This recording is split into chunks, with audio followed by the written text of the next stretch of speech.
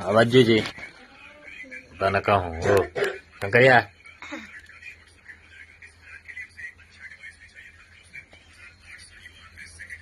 જો મારને એની મુઠ્ઠીઓ ખાવા સારું જ આવે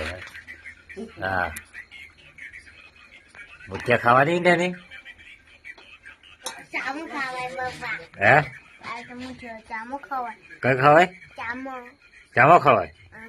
એમને ના ખવાય હે હા